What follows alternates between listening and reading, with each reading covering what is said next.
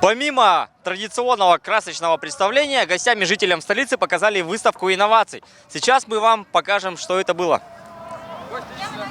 Ежегодно, в последнее воскресенье июня, в России празднуется День рационализатора и изобретателя. И так получилось, что это совпало с празднованием Месеха Туймады.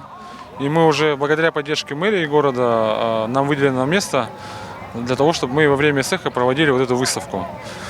Мы говорим о том, что без традиций, без истории нет будущего. Понятно, что вот как раз именно здесь происходит вот такая синергия, то что в довольно-таки консервативном традиционном мероприятии мы показываем немножко будущее.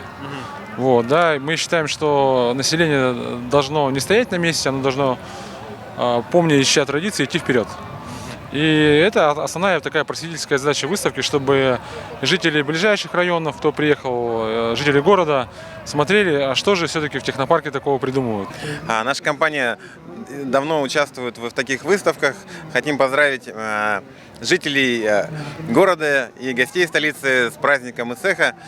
И хотим представить нашу продукцию, новый продукт — каркасные деревянные домики. На самом деле это простые засыпные дома, но инновация в их в том, что мы их собираем и сразу привозим готовыми. Человек может получить такой дом размером 6 на 6 всего лишь за 350 тысяч. Да? И такой дом мы собираем за 3 часа. То есть приезжают готовые комплекты и собираются на участке у заказчика.